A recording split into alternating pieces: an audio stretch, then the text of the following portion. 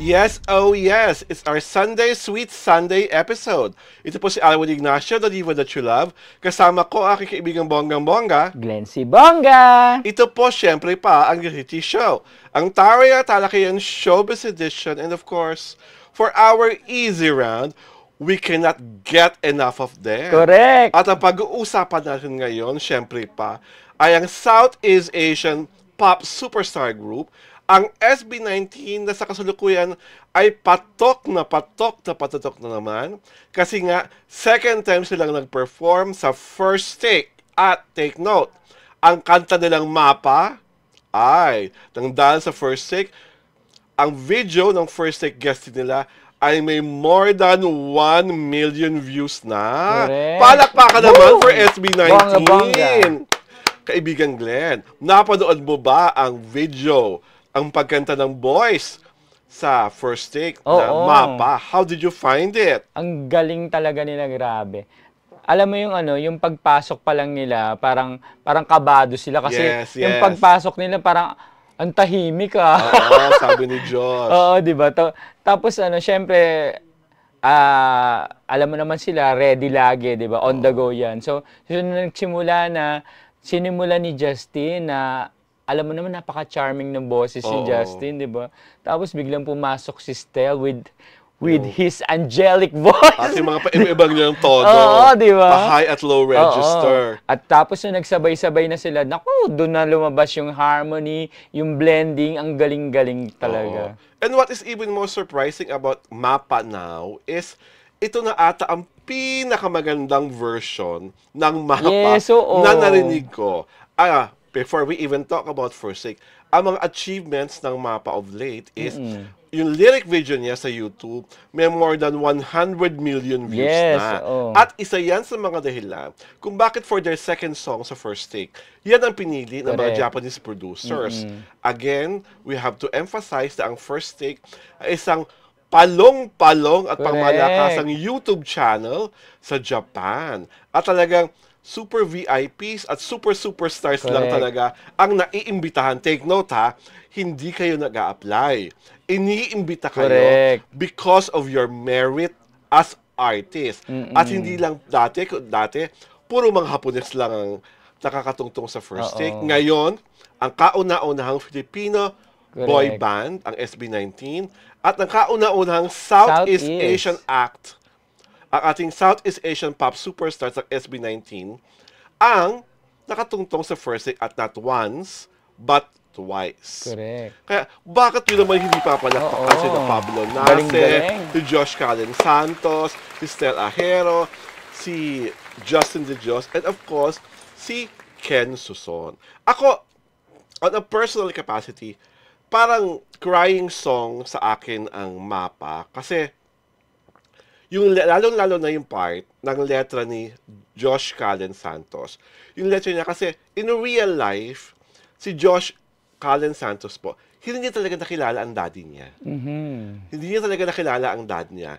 So yung for him to sing parts of the song na he wishes that his father is very proud of him at nagpapasalamat siya sa guidance ng father niya. Di ba yun yung nasa letra ng mga kanta? Is something so brave and noble of Josh Callen. At talaga nakakatuwa na it was Pablo who assigned him sa lyrics na yun. Tuwing narinig ko na kinakanta ni Josh, at ang ganda-ganda ng pagkakakanta niya ngayon sa First Take, parang may pumupulit po sa puso ko. May bubog. May humahaplos sa puso ko. Ang sakit. Kasi po, I lost my father when I was 10 years old. Ako rin, Nawala ko. My father died of liver cancer when I was 10 years old. And my father was 29 when he died. Ganun siya kabata. So, a part of me always misses my father. At my age right now, parang minsan hinahanap mo yung may tatay ka na magkasabi, "Uy, anak, ayos siyang ginagawa mo. Magaling yan, ganyan.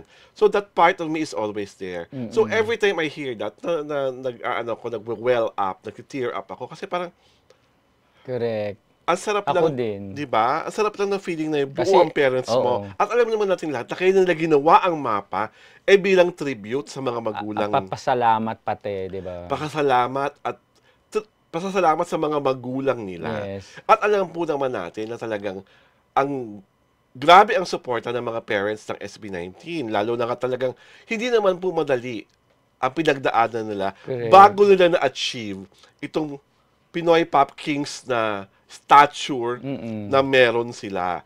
Meron talaga silang individual, heart-wrenching stories na lalong nagpamahal sa mahalima. At ang nakakatawa pa doon kasi talaga, ang galing talaga na grabe yung talent that they have. Yes. Diba? At, individually, individually. Hindi lang as a group, individually talagang nagsashine yung talent. Dito nga sa First Take, diba? Rinig na rin mo yung mga individual voices nila, pero when they sing in unison, grabe yung harmony. Correct. Grabe yung vocal dynamics. Yung grabe blending. yung respeto sa isa't isa, sa isang talento, at sa isa't isang pagkatao. And we really have to congratulate John Paul Nace, si Pablo, dahil siya po ang sumulat ng pagkaganda-gandang kantang ito.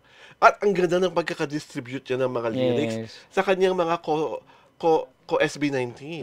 And every time you hear it, hindi ka talaga, imposible hindi ka matulala, mapahinto, at maisip mo yung gaano ka-valuable ang love na binibigay sa atin ng ating mga parents. Lalo na sa ating mga Pilipino, di ba? Yes, na talagang mahal na mahal ang pamilya, ang mga magulang, di ba? At ang maganda pa doon is that tong kantang to, alam mo, magiging classic. Yes, di ba? Yung parang ugod-ugod na tayo, lolo't lola na tayo lahat. Pag narinig mo ang mapa, alam bang beautiful memories. Nakakatuwa because of First Take. Nag-number 1 sa iTunes PH ang mapa.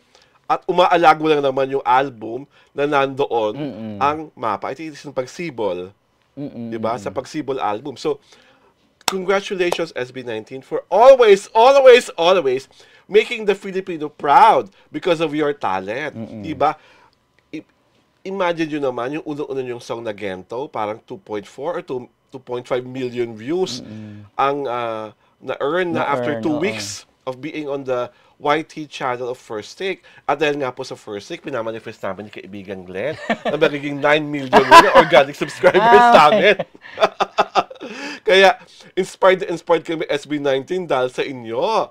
Di ba naman? Ikaw, Glenn, amongst the boys, kanino ka talaga, yung pagkakakanta nila sa First Take, kanino ka talagang hangang-hanga? Ako, lahat naman sila. Pero, syempre, iba kasi yung iba yung Estel at saka Pablo. Iba yung Hagod at saka syempre kasi dahil natural lang naman na ang kadalasan mapapansin mo talaga yung mataas ang boses, 'di ba? Na yung dalawa, carry nila talaga yung kahit mataas yung tono na, carry talaga nila. Ako, what I like best about this interpretation is na talaga nararamdaman mo that they are telling stories. Yes, yun nga. Kwento nila, pinaparamdam nila sa atin through the song ang pakakalaman nila sa mga magulang na mahal nila. Diba? Hindi ba si Justin, yung una niyang pasok, na parang kumakanta siya tapos nakangiti. Na parang kaharap niya ang mami niya at daddy niya, sabi niya, ma, ako muna. Diba? Napaka-charming. Diba? Parang, Diba? So sa akin, and everyone really cooperated in making this a wonderful and emotionally laced performance. Diba?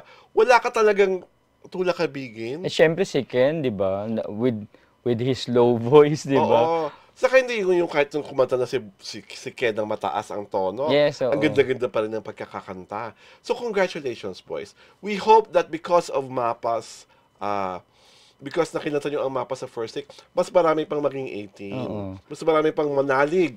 At mas kumonti ang mga hindi nananalig. Tuwan-tuwa si, Chang Ami Perez, na laging nanonood ng live nila. Natuwan-tuwa sa Mapa, di ba?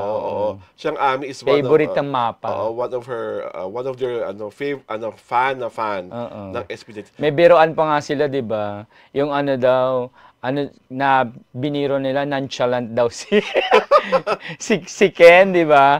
Sabi ni Ken ay, ano yung nonchalant? Yung Mapa yan, nonchalant.